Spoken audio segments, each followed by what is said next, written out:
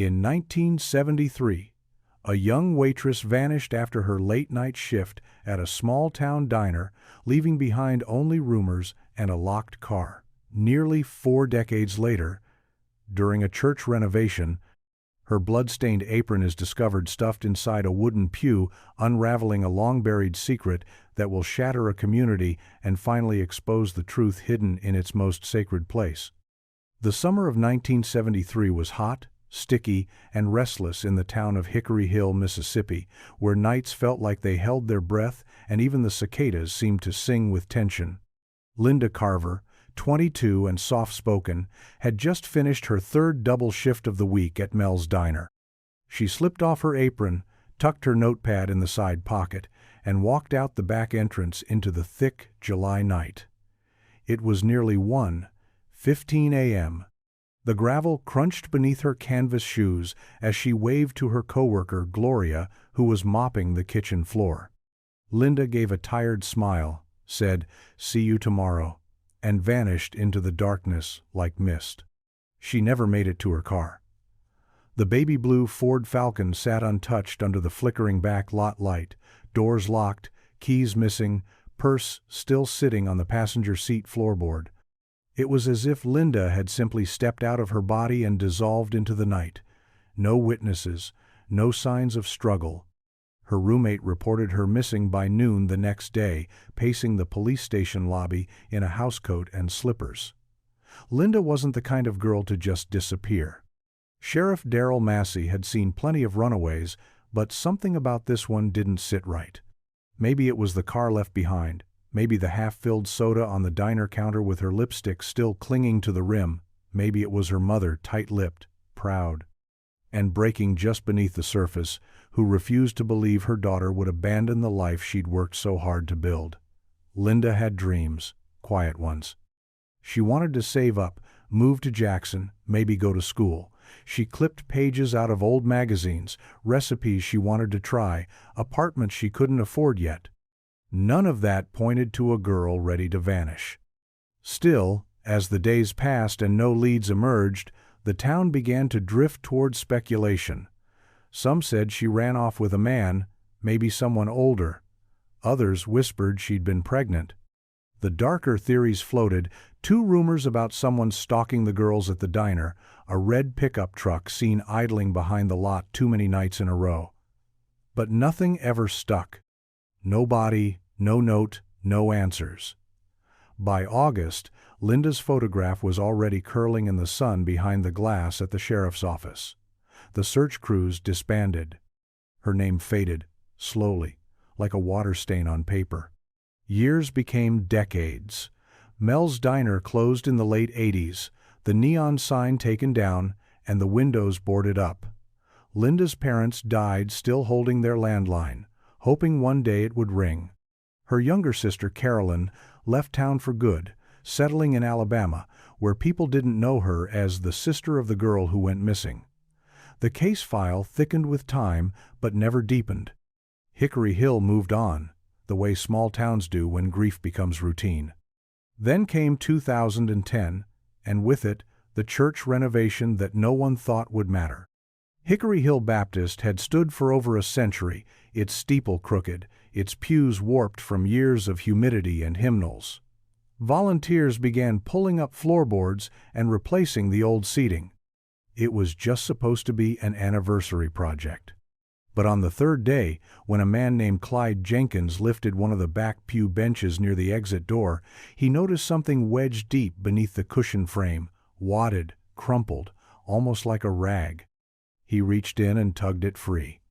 It was an old waitress apron, yellowed with age, frilled edges, a faded pink floral trim. At first, Clyde thought it was just an old church costume, maybe left from a play or a youth service.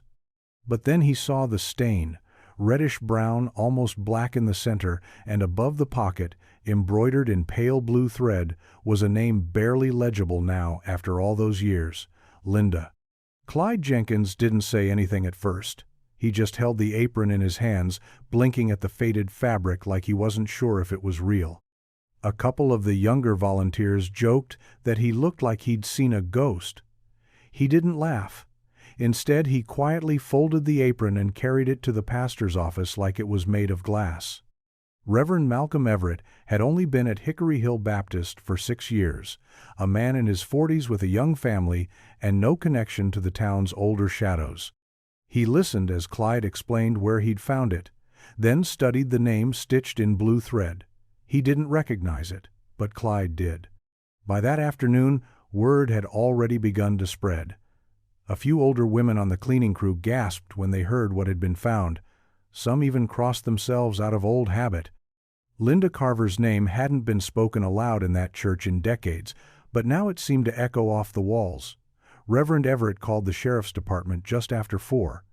Within the hour, a patrol car pulled into the gravel lot.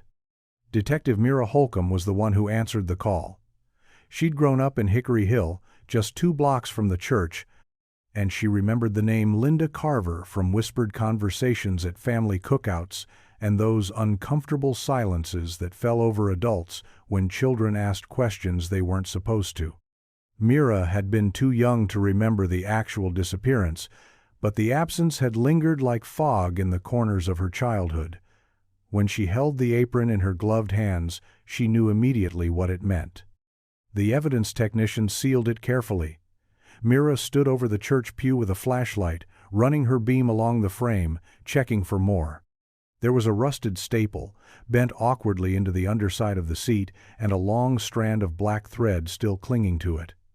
It wasn't much, but it was enough to make her stomach turn. This wasn't some misplaced costume. This had been hidden, deliberately. She stepped outside into the humid afternoon, heart pounding in that slow, crawling way that comes with the start of something you know won't let you sleep for weeks. The town had forgotten Linda Carver. Time had folded her into its margins, packed her away like an old scrapbook buried in someone's attic. But now she was back, or at least a part of her was. And it had been waiting in the back of a church pew for 37 years. Back at the station, Mira pulled the old case file from the archives. It was heavier than she expected, thick with yellowing paper and faded Polaroids. The missing person report was at the top. Date of birth. Last known location. Clothing description. Apron, floral trim. Name stitched on the front. Linda had clocked out just after 1 a.m. Her last known words were, "See you tomorrow." Tomorrow never came. Mira turned the page, stared at the black and white photo of Linda's face. Smiling, soft eyes, a slight tilt to her head like she was mid-laugh. The kind of photo that made people think they knew her, even if they didn't. But someone had known her. Someone had followed her, or waited for her, or done something to her that night. Someone had taken her apron and stuffed it inside a church pew, sealed it shut, and walked away like it would stay buried forever. But it hadn't. It had waited, through sermons and weddings and funerals, through decades of dust and Sunday morning light, and now it was speaking again. The days following the discovery moved slowly, the kind of slow that pulls at your nerves. Detective Mira Holcomb found herself back at the diner lot where Linda Carver had last been seen, now nothing more than a crumbling husk of brick and broken windows. Mel's Diner had been vacant for over 2 decades, its once bright signage long gone, the parking lot cracked and overtaken by weeds. Mira stepped carefully across the uneven pavement, picturing the car that had been left behind, the purse on the passenger side floor, the soda still on the counter inside. She closed her eyes for a moment and let the heat settle on her shoulders. Something had happened right here, and no one had ever paid enough attention. Back at the station, she dug deeper into the original investigation. Sheriff Darrell Massey's notes were thorough for the time, but limited by what little they had. Linda had no known enemies, no history of running off, no real secrets to uncover. Her coworkers described her as dependable, kind, maybe a little quiet. Gloria Granger, who had worked the closing shift with her, had told police she saw Linda leave out the back around 1:15. Said she watched her walk into the dark toward her car, then nothing. No one else was working the diner that late, and the rear lot wasn't covered by any cameras in 1973, not that Hickory Hill even had surveillance back then. One line in the file caught Mira's attention. A waitress named Cheryl Montgomery had mentioned a red pickup truck that sometimes lingered outside the diner late at night. She didn't think much of it back then. Could have been someone waiting on a ride. Could have been nothing. The truck had never been identified. It wasn't enough to go on, but it was something. Mira made calls. Cheryl had moved to Gulfport years ago, but she agreed to talk. Over the phone, her voice carried the kind of tremor that comes from memory more than age. She said she'd forgotten about Linda for a long time, tried to, really. But when Mira mentioned the apron found in the church, Cheryl went quiet. Then she exhaled and said she always thought it was someone local. Linda wouldn't have gone far with a stranger. She'd have fought or screamed. She was smart, careful, but she trusted people too easily. Later that night, Mira sat alone at her kitchen table, the case files spread around her like pieces of a broken clock. 37 years was a long time. Witnesses move away. Memories fade. People die. But secrets had a strange way of surviving. Sometimes they buried themselves deep in pews or slipped between floorboards. Sometimes they waited just long enough to be found. She flipped through old church rosters, looking for names that crossed paths with Linda's world. One caught her eye. Raymond Hensley, a longtime deacon, owned a construction company back in the 70s. Did some carpentry work at the church during that same summer. He also drove a red Chevy pickup. The next morning, Mira visited the county clerk's office and requested property records and vehicle registrations from that time. It was slow, tedious work, but by noon she had confirmation. Raymond Hensley had registered a red 1972 Chevy C10 in January of that year. It had never been reported stolen or sold, just quietly removed from records in the late 80s. Mira sat back in her chair, tapping a pen against the folder. She didn't know what she had yet, nothing concrete, just a name, a truck, and a pattern forming in the spaces between old facts.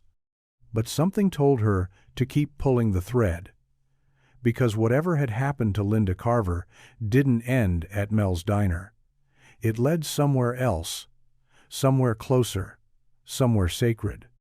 Detective Mira Holcomb stood at the entrance of Hickory Hill Baptist Church the following afternoon, watching the volunteers carry out splintered pews and stacks of hymnals. The building smelled like varnish and old pine, the kind of scent that lingered in the clothes of anyone who had spent their Sundays here. It wasn't lost on her how odd it felt to be investigating a possible crime scene in a place where people bowed their heads and asked for grace. But the apron had been found here, and that meant the church was no longer just a house of worship, it was part of the story now. She walked slowly down the center aisle, eyes tracing the narrow windows and the aging crown molding near the pulpit. The pew where the apron was discovered had already been moved to the back, set aside with a yellow evidence tag dangling from one leg. Mira knelt beside it, running her fingers just above the groove where the fabric had been stuffed, careful not to disturb any residual evidence. The seat frame had clearly been altered at some point. The screws didn't match. One looked like it had been removed and reinstalled years ago, slightly stripped at the head. Whoever hid the apron hadn't just tucked it away in a moment of panic. They'd gone to the trouble of concealing it properly. She asked to see records of any repairs made to the pews in the months following Linda's disappearance. The church secretary, a sharp-eyed woman named Irene, retrieved a dusty filing box from the storage closet. Most of it was faded budget sheets and handwritten notes about tithes and maintenance, but one entry stood out, scrawled in quick cursive on a yellowed scrap dated September 1973. Pew hinge repaired by R.H. Back row, west aisle. Paint touch-up to follow. Mira stared at the initials. R.H. She read it again, just to be sure. Raymond Hensley. It wasn't proof. Not yet. But it was the first time his name intersected directly with a place now tied to Linda's disappearance. She closed the box carefully, heart thudding beneath her ribs. Hensley had still lived in town, last she heard. Retired, kept to himself, sat on the edge of the congregation during services but rarely spoke. He'd been a fixture in the church for decades, the kind of man people thanked out loud and questioned in private. Everyone knew someone like that.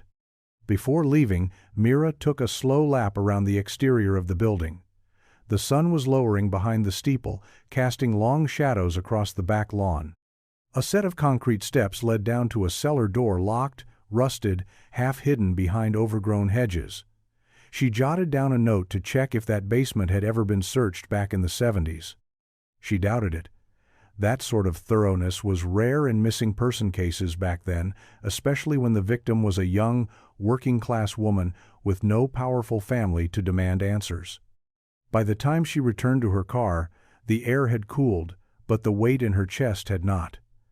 There was something about churches that made people assume safety, assume honesty. But Mira had learned long ago that secrets didn't care about stained glass or quiet hymns. They found corners. They made homes in the dark. And sometimes, they waited patiently beneath the very seats where people came to confess their sins. Detective Mira Holcomb parked across the street from a modest white house with green shutters and a front porch that sagged just slightly in the middle.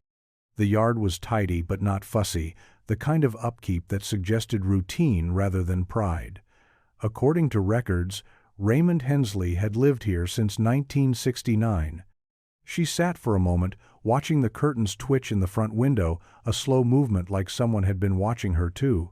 It was a quiet street, lined with aging oak trees and houses built before air conditioning when cross breezes mattered.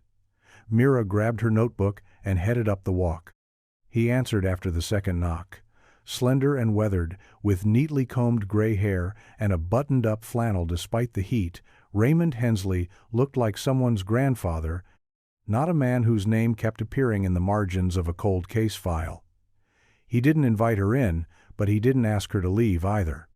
When she introduced herself and mentioned the church repairs, he raised his eyebrows but said he remembered. Yes, he'd done small jobs here and there. Yes, he probably worked on the pews. It was a long time ago. She asked if he remembered Linda Carver. There was a pause, barely a beat, but it stretched in Mira's ears. He nodded slowly and said, "She was a waitress, right? Pretty girl." His voice was careful, measured, like he was choosing every word from a shelf. He claimed he barely knew her. Said she was kind. Said it was a shame what happened. But Mira noticed the way his fingers tapped lightly against the doorframe, a nervous rhythm, trying to appear casual. She thanked him for his time and turned to go, already knowing she'd be back. Back in her car, she scribbled notes and circled his name again. It wasn't a confession, not even close, but something about the way he said "was" stuck with her, not missing, not gone, just was. As if he knew for certain she hadn't been alive all this time. 37 years of silence, and now one thread had started to loosen. It wasn't enough for an arrest, but it was enough to keep pulling. The next morning, Mira visited the county records office, a quiet building tucked behind City Hall that still smelled like carbon paper and old dust. She requested employment logs, property permits, anything with Raymond Hensley's name on it during the summer of 1973. A clerk named Darlene helped her sort through faded files and brittle ledgers, the kind of slow, silent work that felt more like archaeology than police work. After an hour, they found it a repair invoice signed by Hensley, dated August 3rd, just 5 days after Linda Carver vanished. The job was listed as Interior Carpentry, Pew Maintenance, West Aisle. Mira traced the edge of the paper with her finger. It wasn't just memory placing him there anymore. Now it was written down. She made copies and returned to her office, spreading the documents across her desk like puzzle pieces. Something about the timing unsettled her. If Linda had disappeared on July 29th and the repairs were made within the week, that meant whoever hid the apron hadn't waited long. They moved fast, concealed it before suspicion could tighten around them. Mira pictured the church, empty on a weekday afternoon, the echo of tools, the creak of old wood. It would have taken less than an hour to open the bench, stuff the apron deep inside, and patch it up before anyone noticed. That evening she met with the church's current pastor, Reverend Everett, in his modest office filled with half-packed boxes and new hymnals for the renovation. When she showed him the repair log, his face stiffened. He hadn't known about any of this, hadn't been told when he took over, but he nodded slowly when she asked if Hensley still attended services. He sits near the back, never misses a Sunday, keeps to himself. Mira thanked him and walked out of the church into the thick summer air, the light beginning to dim behind the steeple. She stood on the steps and looked across the lawn toward the back fence, where the grass grew tall and the earth turned soft after rain. Somewhere in this town, the rest of Linda Carver's story was still waiting. And now, for the first time in nearly 4 decades, someone was finally listening. Carolyn Carver hadn't stepped foot in Hickory Hill in over 20 years. The town still smelled like magnolia and motor oil, still had the same cracked sidewalks and hand-painted signage, but it felt smaller now, shrunken by memory. She'd left for college the fall after Linda disappeared, and even though her body had stayed away, her mind never really did. Every birthday, every family holiday, every time the phone rang unexpectedly, a part of her wondered if it would finally be the call that changed everything, but it never came. Until last week, when an officer left a voicemail saying her sister's name had surfaced again, Carolyn had replayed it 3 times before calling back. Now she stood in front of the church, holding a manila envelope Detective Holcomb had handed her just minutes before. Inside were photographs, one of the apron, one of the bench it had been hidden in, and a close-up of the faded name stitched just above the pocket. Carolyn didn't need the embroidery to know it was Linda's. She recognized the floral pattern, remembered it from the night before Linda disappeared. It had been folded neatly in the laundry basket, freshly ironed, waiting for her to wear to work the next day. She stared at the image longer than she expected, then asked Mira where they'd found it. When she heard the words, "inside a church pew," something shifted in her posture. She didn't cry. Instead, her voice lowered, and she asked if it could have been placed there by someone who worked in the building. Mira answered carefully, mentioning the repair log, the initials RH, and the fact that Raymond Hensley had access to the space at the time. Carolyn's expression didn't change, but she nodded slowly and said she remembered that name. Back in the car, Carolyn stared through the windshield at the steeple as the afternoon light curved behind it. The same church that held Linda's memorial all those years ago, filled with prayers and empty chairs, might have been the place where a piece of her had been hidden all along. Carolyn hadn't expected peace from this visit. She'd come for answers, and now, for the first time, they didn't feel quite so far away. The following day, Mira drove out to the county forensics lab. The apron had been fast-tracked, thanks in part to the renewed interest in the case and the publicity swirling around its discovery. The lab was quiet, sterile, the kind of place where every sound felt too loud and every silence felt like it carried weight. A technician named Paul met her in the hallway with a clipboard in one hand and latex gloves still tugged halfway off the other. He walked her into the examination room and gestured toward the apron, now laid flat beneath protective glass. The fabric had been carefully cleaned and stabilized, though the stain darker than dried wine, edged in rusty brown, still marked the center like a wound.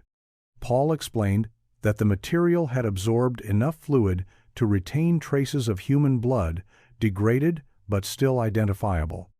Preliminary tests suggested the presence of 2 separate DNA profiles, one female and one male. Mira's breath caught at that. The female profile couldn't be confirmed without a sample to compare it to, but the technician had already sent a request to run it through the national database, just in case Linda had submitted anything in her youth, perhaps from a medical procedure or school blood drive. More significant, though, was the male profile. It was partial, not enough to generate a clean match, but enough to begin narrowing possibilities. The technician explained they could cross-reference it with living persons of interest, though they'd need a cheek swab or something similar. Mira nodded slowly. She knew exactly where she wanted to start.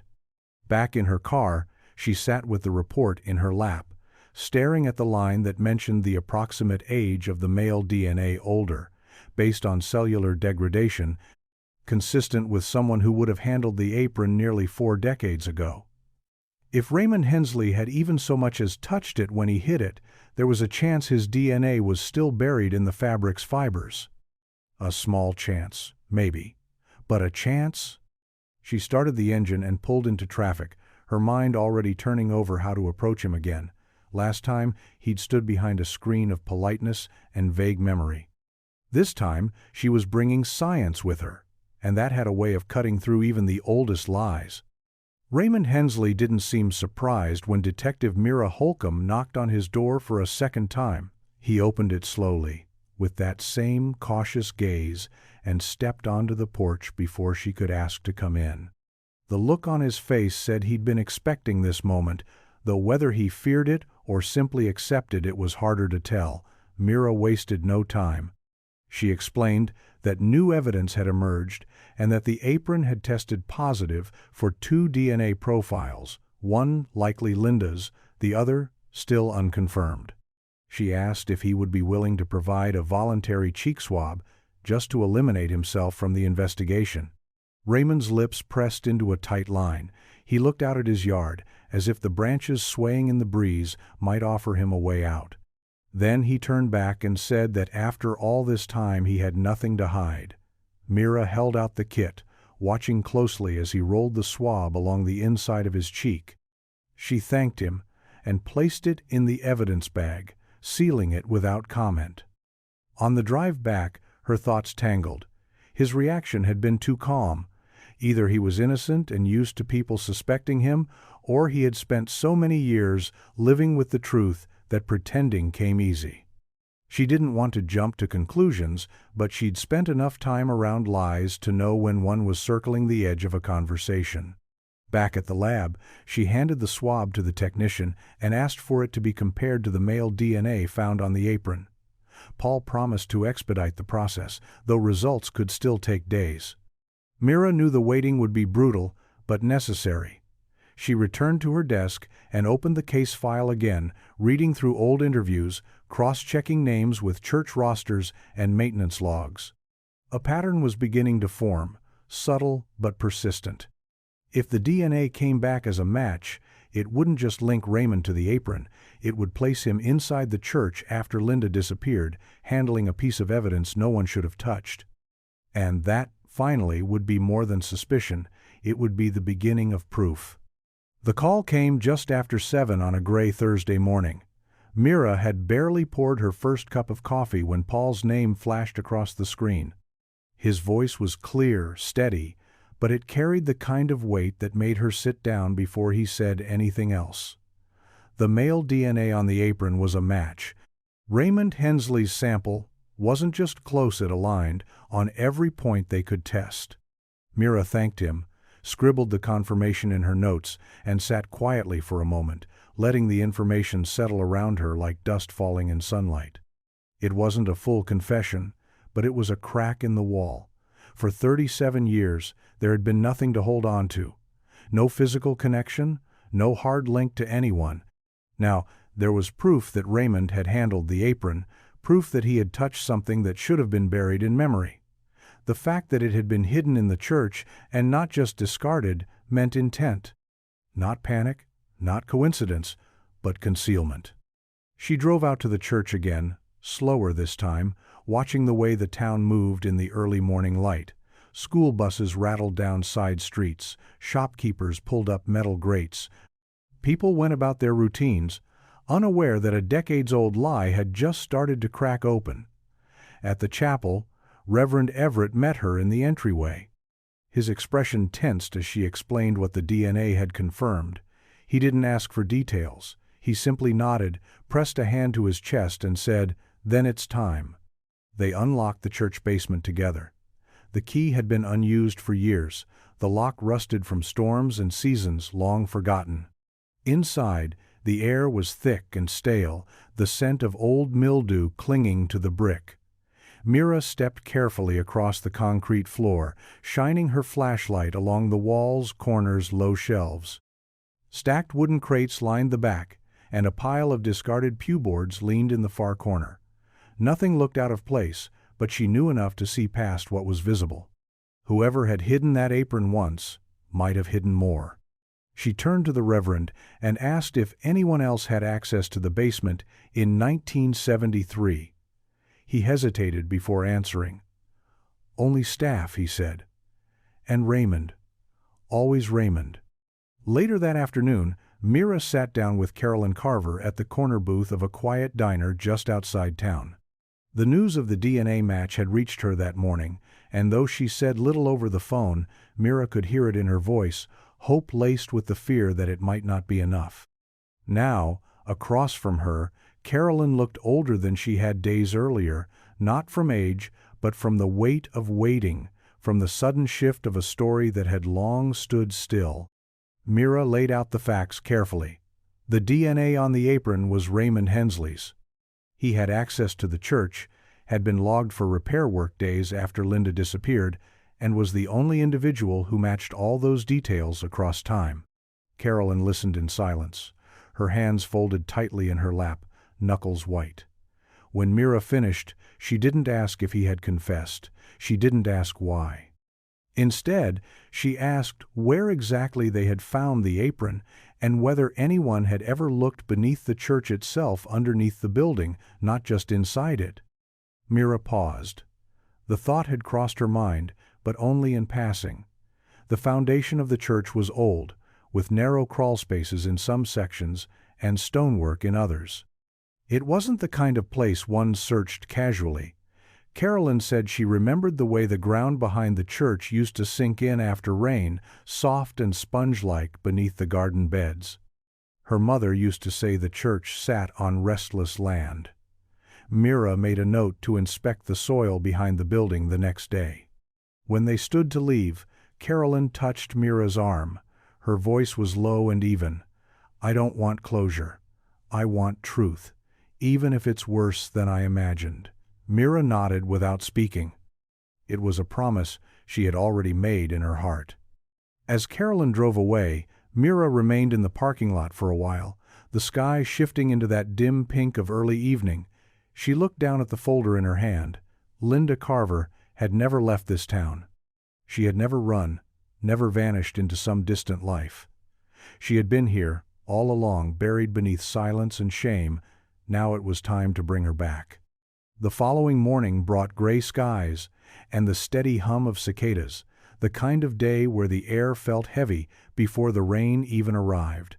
Mira returned to the church with a crew from the forensics unit and a ground-penetrating radar team from the state.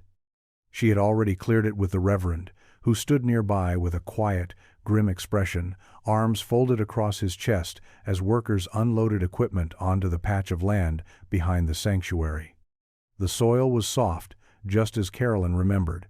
Years of overgrown grass and neglected garden beds had covered the area in tangled roots, but beneath that was the telltale give of disturbed earth. Mira stood at the edge of the property, watching as the technicians marked out a grid, methodically sweeping the radar back and forth. It didn't take long. Less than an hour in, one of the techs waved her over to the monitor, where a shadowed anomaly appeared about 4 feet below the surface, long, narrow, and unmistakably man-made. They brought in shovels. Mira didn't want machinery. Not for this. The first few inches were uneventful dark soil, broken roots, but then the color began to change. It turned lighter, looser, and finally, a sliver of old fabric appeared. Someone stopped digging. The silence was thick. With gloved hands, a technician gently brushed the dirt away until the outline became clearer. A tattered piece of clothing, pale with age, still wrapped around what remained of a small, delicate ribcage. Mira stepped back and let the team take over. They worked slowly, respectfully, uncovering the shape inch by inch. It was a shallow grave, no coffin, no marker. Just a young woman buried in the shadow of the church she'd once trusted. By late afternoon, the remains were fully exhumed. A locket was recovered beside the bones, heart-shaped, bent at the clasp, and when opened, it revealed a tiny photograph Linda and Carolyn, arms slung around each other, smiling wide in a backyard full of sunlight. Mira held it for a moment before passing it to evidence. She didn't speak. She didn't have to. The truth had waited long enough. Now it was finally stepping into the light. News of the discovery spread quickly, even in a town that had become skilled at forgetting. By dusk, the area behind the church was cordoned off, lit by the dull blue strobes of cruisers and the dim hum of camera crews just beginning to set up. Mira hated how fast it all moved once the first body was uncovered. Reporters arrived with polite questions and sharp pens, and somewhere along the edges of the crowd stood people who hadn't spoken Linda Carver's name in decades now, whispering it like a hymn. Inside the church, Carolyn sat in the back pew, the same row where Linda's apron had been found, and stared straight ahead, her hands folded tightly in her lap. Mira approached quietly and sat beside her, letting the silence settle between them. After a moment, Carolyn spoke, her voice steady but frayed at the edges. She said she remembered that locket. Their mother had given it to Linda on her 17th birthday, said it was something to keep home close when the world felt too wide. Mira nodded and said gently that the remains would be sent to the state lab for full confirmation, but there was little doubt now. Carolyn already knew. She had known the second she saw the photo inside the heart-shaped pendant. They sat together in the stillness, the creak of the wood beneath them the only sound. Outside, the sky had shifted into a slow, bleeding orange, and shadows from the steeple stretched long across the lawn. Mira thought about the years that had passed, the people who had looked the other way, the choices made not just in fear but in comfort. Silence, after all, often grows where it's allowed to take root. Before she left, Carolyn asked if she could visit the gravesite one last time before it was covered again. Mira said yes. The request wasn't strange, it was human. They stood side by side at the edge of the excavation, the air thick with the scent of clay and rain. For Carolyn, this wasn't justice. Not yet, but it was something else. It was presence. Proof that her sister had not been lost. She had been taken, hidden, and now, after so many years buried beneath lies, she had finally been found. The next step was the hardest. Mira knew that, with the remains identified and the DNA confirmed, it was time to move forward with an official interview, not as a courtesy, but as part of a homicide investigation. She scheduled it quietly, with no patrol cars, no cuffs, no flashing lights. Just a soft knock on Raymond Hensley's door, late on a humid Thursday afternoon. He answered wearing the same brown cardigan she'd seen him in last time, buttoned all the way up despite the heat. His expression didn't shift when she explained why she was there. They sat across from each other in the small, stale living room, the drapes drawn tight and the air heavy with the scent of dust and old pine cleaner. Mira asked the questions carefully, methodically. Did he remember the night Linda Carver disappeared? Did he recall working on the church pew days later? Did he ever go down into the basement or spend time alone in the back lot behind the sanctuary? At first, he answered with quiet denials, measured and practiced. But as the questions pressed on, his voice faltered slightly, not in volume, but in rhythm. He repeated himself. He reached for details that didn't fit. Mira mentioned the DNA match, the location of the grave, and the apron recovered from the pew he had personally repaired. Still, he said nothing outright. His eyes lowered to the floor, fixed on a knot in the hardwood like it held some secret he could disappear into. Then she said Carolyn's name, not as a tactic, but because it belonged there. She told him that Linda's sister had stood by the shallow grave, had looked down at what was left of the girl who never got to finish her shift, who never got to leave town. She told him Carolyn remembered him, remembered the way he used to linger near the diner when he picked up church supplies, remembered how Linda had said once, offhandedly, that a man with gray in his beard had offered her a ride and she'd politely declined. Mira watched his face carefully. A flicker passed across it, not guilt, but weariness. The kind of tired that comes from knowing a door is closing and there's no outrunning what waits behind it. He didn't speak, but he didn't deny it again. The next morning, Mira filed for a warrant. Between the DNA match, the proximity of the burial site, and the timeline confirmed through church maintenance records, it was enough to formally begin the process. Raymond Hensley had not confessed, but he hadn't needed to. The silence he'd wrapped himself in for nearly 4 decades had finally begun to unravel. The judge didn't hesitate. By noon, Mira had legal clearance to search the property. She arrived, with 2 officers and a forensic tech. Hensley stood on the porch as they approached, watching without expression. He didn't argue. He simply nodded, stepped aside, and let them in. The house was quiet. The kind of quiet that clings to old walls and unused rooms. They moved methodically, starting in the basement. Boxes of holiday decorations, worn tools, stacks of newspaper bundled with twine. Nothing jumped out until Mira noticed a cabinet tucked beneath the stairwell. Locked. It took the tech less than a minute to pop it open. Inside were several items sealed in plastic, a faded photograph of Linda Carver in her diner uniform, a set of earrings that matched those listed in her missing person file, and at the very back, a yellowed notebook filled with short, fragmented sentences, some crossed out, others rewritten in heavy black ink. Mira flipped through the pages slowly. One entry repeated itself. She said no. I told her it wasn't safe to walk. She said no again. Outside, rain had begun to fall, soft at first, then steadier. Mira stood in the doorway, watching the water soak the porch steps as officers loaded evidence into their cruiser. Raymond sat in his recliner, unmoving, eyes fixed on a point somewhere far beyond the room. When she approached and told him they had enough to press charges, he didn't flinch. He simply asked if they'd found the necklace too. Mira told him yes. It had been with her when they found her. That was the only time he blinked. Not a tear, not a crack, just the smallest disruption in his face. Then he looked away again, swallowed hard, and said nothing more. The truth didn't come out in screams or breakdowns. It came quietly, like everything else he'd ever done. In the days that followed, the town of Hickory Hill sat in a strange stillness. Word of the arrest traveled fast, though no one seemed to say it too loudly. Raymond Hensley's name, once associated with church potlucks and steady volunteer work, now hovered like smoke. People spoke of him in lowered tones, trading stories with unsure eyes, unsure voices, unsure memories. Some said they always had a bad feeling about him. Others said nothing at all, unsure whether silence meant shame or protection. Carolyn returned to the church grounds on a quiet afternoon, standing beneath the awning as light rain continued to fall.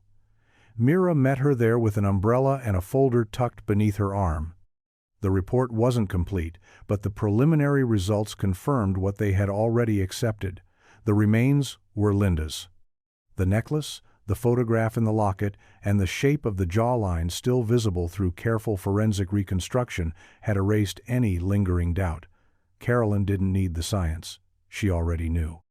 Still, when Mira handed her the photo of the locket, freshly cleaned and preserved, Carolyn pressed her hand against her chest and whispered something so softly Mira didn't try to hear it. Some moments weren't meant for anyone else. Together they walked the edge of the property, where the makeshift crime scene tape had been removed and the soil had been respectfully leveled. Flowers had started to appear at the edge of the lawn, daisies, lilies, a single yellow rose wrapped in ribbon with no name attached. Someone had remembered, maybe more than one someone. Mira stayed a while longer after Carolyn left.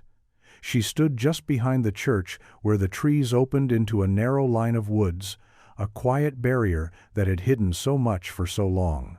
She thought of Linda, walking out of that diner on a warm July night, keys in hand, unaware that someone was watching. Not fate, not misfortune. A man with a smile, a reason, and a lie. Justice didn't always roar when it arrived. Sometimes it came in rain-soaked silence, in the patience of a sister who never stopped hoping, in a name stitched across the front of an apron buried in a pew. And now, finally, returned to the light. The following week brought formal charges: second-degree murder, concealment of a corpse, obstruction of justice. Raymond Hensley was arraigned in a courthouse that had once welcomed him as a juror, a donor, even a guest speaker at civic events. Now he entered through the back, wrists shackled, eyes dull behind heavy lids. The courtroom was packed, though no one spoke above a whisper. Linda's case had lived in shadows for so long that saying her name in public felt like unearthing something fragile, but it was said now, over and over. Mira sat near the front, flanked by the district attorney and a forensic analyst, their folders neatly arranged, their voices low but firm. The defense entered a plea of not guilty, as expected. No confession had come, and they weren't counting on one. But the evidence was mounting. The DNA on the apron, the remains behind the church, the items found in Hensley's home. The journal entries weren't explicit, but they painted a picture of guilt, layered with rationalization. He had convinced himself, over the years, that his silence was a kind of mercy. Carolyn attended the arraignment too. She arrived early, sitting alone near the aisle, hands clasped tight around a small tissue that she never used. Her face stayed composed, but her eyes were sharp, unwavering. She didn't look at Hensley as he entered. She looked past him, toward the judge, toward the future. She wasn't here for him. She was here for her sister. When the hearing ended, reporters crowded the courthouse steps, shouting questions that no one answered. Mira stood off to the side, watching the chaos unfold. She didn't want a headline. She wanted resolution.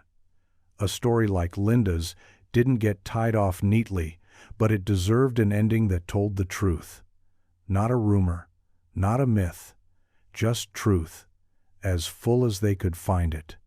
As Hensley was led back to the holding cell, Mira caught a glimpse of his face. Not fear, not defiance. Just distance, as if he'd already separated himself from what he'd done, as if the years had been enough to fold the memory into something manageable. But it wasn't forgotten, not anymore. And now, the record would hold what so many people hadn't: her name, her story, her return. Back at the station, Mira sat alone in the evidence room, the quiet hum of the overhead lights the only sound. In front of her, sealed in a clear plastic bag, lay the apron. It had been catalogued, preserved, and photographed from every angle, but somehow still held a kind of presence, as if it carried more than just fibers and stains. She reached out, not to touch it, but to rest her hand on the edge of the table, steadying herself. This piece of fabric had spent 37 years buried beneath wood and silence, holding its truth alone in the dark. She thought about Linda in the hours before she vanished. The ordinary rhythm of a long shift, the hum of the soda machine, the smell of grease and coffee, the soft clink of plates in the kitchen. Linda had smiled at coworkers, joked with customers, scribbled down orders in the little notepad she kept in her apron pocket. She had no idea she was nearing the final minutes of her life. It wasn't fair. It never was. Later that day, Mira met with the prosecutor. They reviewed the journal entries again, focusing on the passages where Raymond Hensley described seeing Linda outside the diner that night. His words were vague, but laced with enough guilt to strengthen the case. He had written, "She looked scared. I didn't mean for her to be scared." Then later, "It wasn't supposed to happen that way. I just wanted her to listen." Intent, regret, fear, all of it sewn between the lines. Outside the window, the rain had passed and left behind a stillness that felt earned. The courthouse square sat empty. The flowers at the church lawn remained undisturbed, their colors brighter after the storm. Carolyn had placed a photo near the edge of the grass, a black and white snapshot of two sisters sitting on a porch swing, legs bare, heads leaning together in the kind of closeness that doesn't need explanation. For Mira, it was never just about solving a case, it was about restoring a voice. Linda had been silenced too soon, hidden away as if her life could be folded up and forgotten. But now, piece by piece, she was being written back into the world. The memorial service was held on a quiet Saturday, just before sunset, in the same church that had once unknowingly cradled the only clue to Linda Carver's fate. The building looked different now. Renovations had cleaned the walls, polished the pews, and replaced the old altar cloth with something new and soft blue, stitched with lilies. But the air still held the weight of history, and for the first time in nearly 4 decades, it felt like the town was ready to face it. Carolyn stood at the pulpit with a photograph of Linda resting beside her, framed in white wood and surrounded by flowers. She didn't read from notes. She spoke from memory, voice steady, hands folded in front of her. She talked about Linda's laughter, how she could make any room lighter just by walking into it.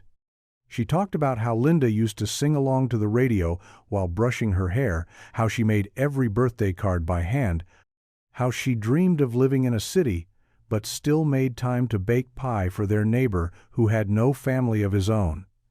And then, quietly, Carolyn said she never stopped looking. Not really. Not even when the years turned into decades, not even when hope felt like a stranger. The room remained still. Even the children sitting near the back stayed quiet, their small hands tucked into their parents' sleeves.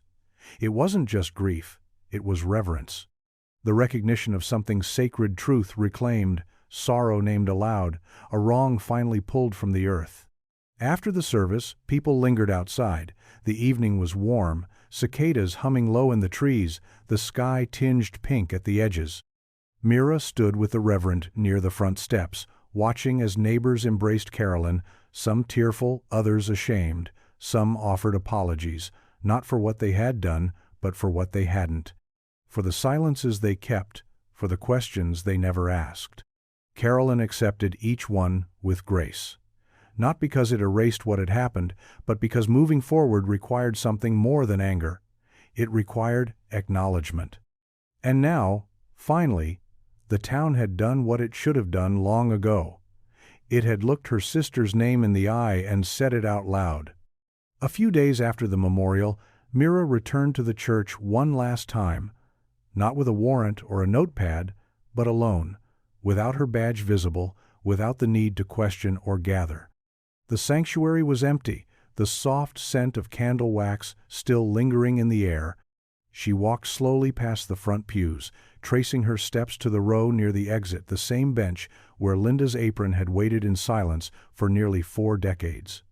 The new pews had already been installed. The old ones were gone, repurposed for another church across the county. But Mira could still feel the echo of it, the way time had folded itself into that corner, pressing memory into wood grain. She sat quietly, letting the room breathe around her. There was something sacred about stillness after a storm. It didn't erase what had come before, but it gave space for what was left to settle. She thought of Raymond Hensley, now sitting in a state-holding facility, awaiting trial. His silence hadn't cracked, not entirely, but his guilt had finally been pulled from the shadows. And in the absence of a confession, the truth had come from what remained: fabric, bone, ink, memory. Sometimes justice didn't roar, it whispered. It waited for someone to listen closely enough. Outside, the church lawn had begun to green again, the patch of soil where Linda was found now marked by a simple plaque. It read only her name, the dates, and one line: "She is known." Mira walked over to it and knelt beside the edge, brushing a fallen petal from the stone. There were no cameras, no reporters, no crowd. Just her, the hum of summer, and the weight of something finished, though not forgotten. As she stood, she caught sight of a young girl and her mother walking the path toward the church. The girl pointed at the flowers by the plaque. Her mother leaned down and said something Mira couldn't hear, but the child nodded slowly, then reached out to place a small paper butterfly beside the stone. No one had asked her to do it, she just did. Mira turned back toward her car with a quiet kind of peace. Linda Carver was no longer a question. She was a name, a story, a truth finally told. The trial date was set for the fall. Word spread quickly through town, though the reactions came quieter this time, not with the urgency of breaking news, but with the slow murmur of reckoning. People who had once filled the church pews beside Raymond Hensley now sat in cafes and hardware stores, trading memories in hushed tones. Some recalled how friendly he always seemed. Others admitted to having doubts they had pushed down for years. Guilt settled over the town in different ways, some of it soft, some of it sharp. Mira spent the next few weeks working closely with the prosecution, preparing testimony, refining timelines, reviewing every word of Hensley's journal and every scrap of physical evidence they'd secured. The locket, the photograph, the apron, each piece had weight now, not just as objects but as markers of what had been buried, both literally and emotionally. Prosecutors agreed to pursue the case with a deliberate pace, mindful of the years that had passed and the pain that still lingered. Nothing about it felt rushed. They wanted it right. Carolyn met with them several times, each visit measured and calm. She never once asked for a plea deal, never demanded an apology. What she wanted was the full story laid bare in a courtroom, with no more secrets hiding behind kindness or convenience. She said Linda deserved to be spoken for, not just remembered, but heard. One morning, Mira received a package at the station, no return address, just a neat envelope wrapped in brown paper. Inside was a photograph of Linda, taken from a church picnic sometime in 1973. She was laughing, mouth wide, eyes squinted against the sun, a plastic cup in one hand and her apron tied loosely around her waist. On the back, written in fading blue ink, were the words, "She was sunshine. Never forget that." There was no signature. Mira placed it gently on her desk, next to the case file that was no longer just a file but a life. The girl in the photo had been waiting in the dark for far too long. Now, every detail mattered. Every truth had its place.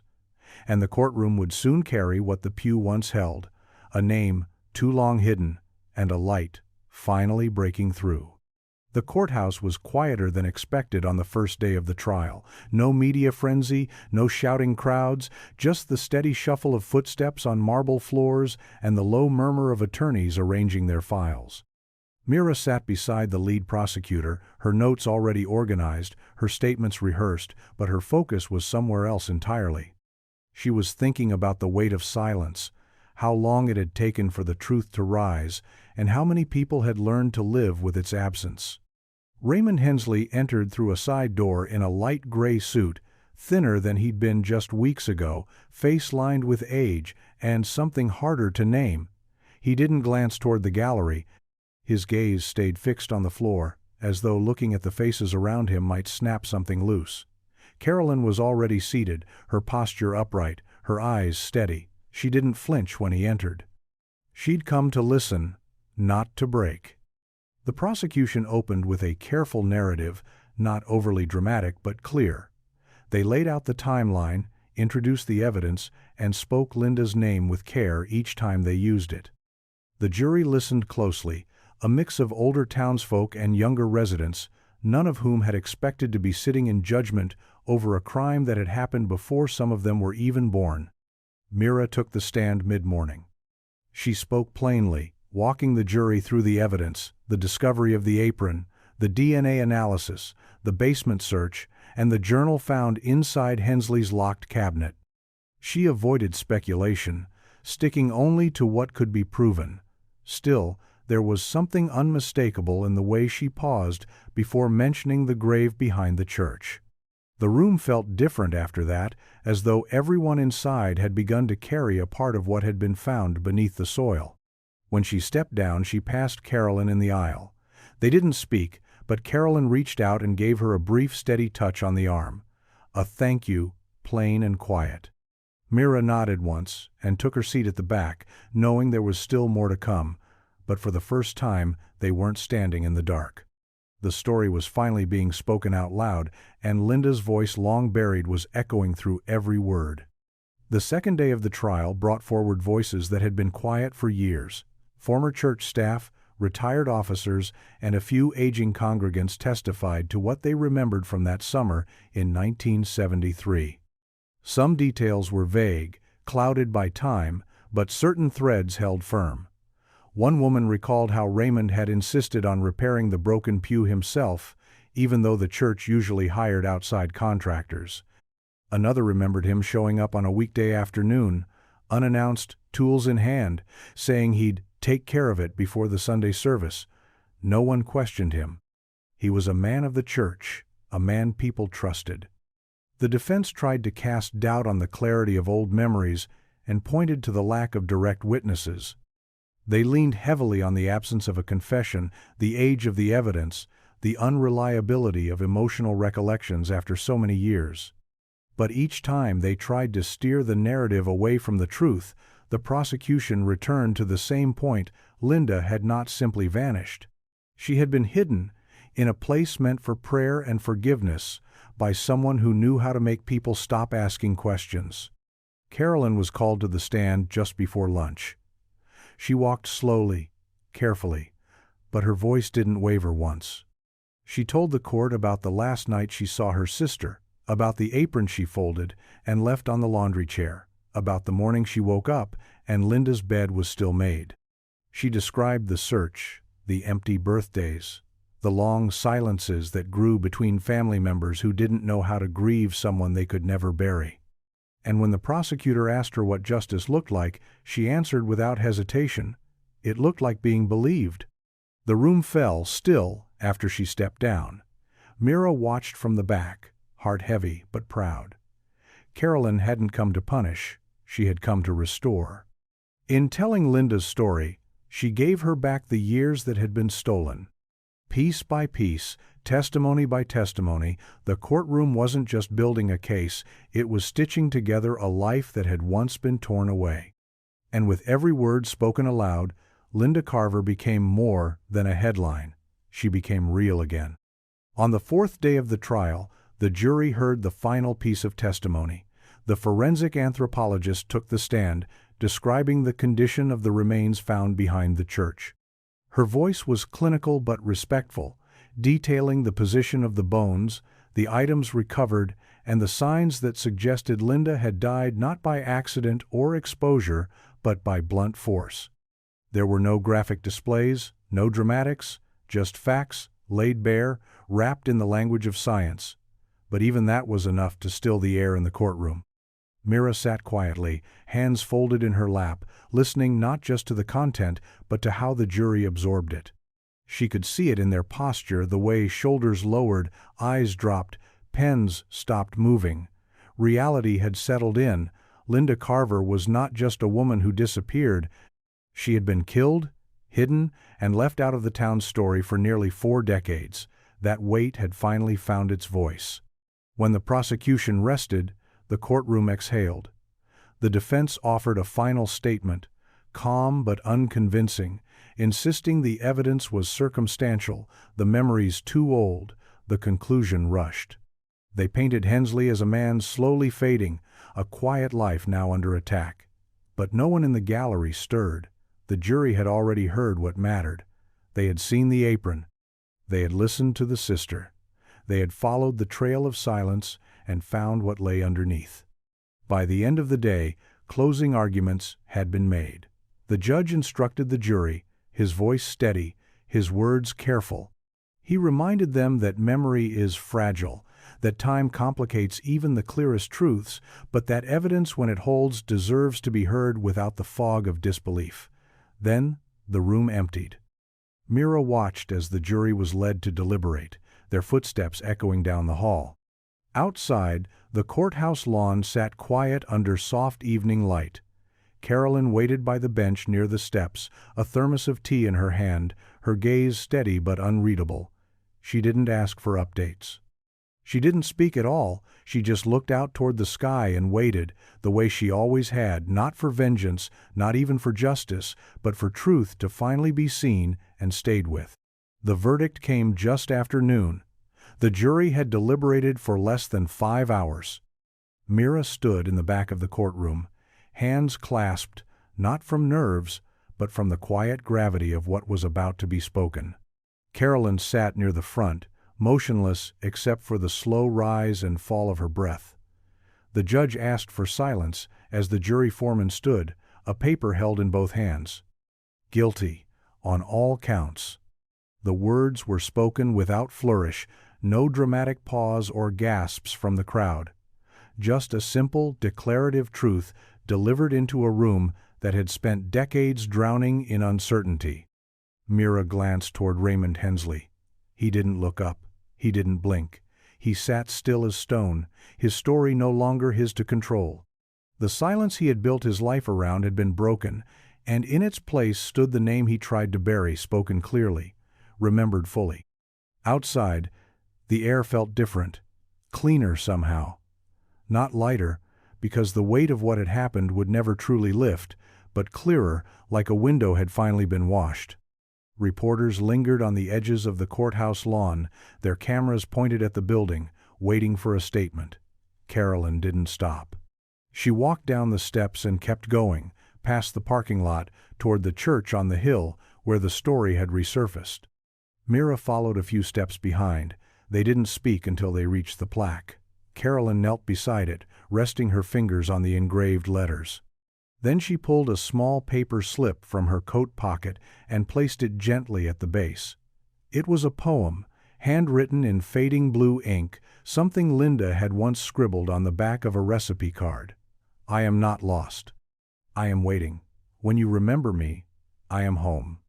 Mira turned away, letting her eyes follow the curve of the horizon. The town would go on, people would return to their routines, but Linda Carver's name would never again be a question. It would be a truth, etched into memory and history, no longer trapped beneath wood or silence. After 37 years, she had been seen, spoken for, and finally laid to rest in the open air of a world that could no longer look away.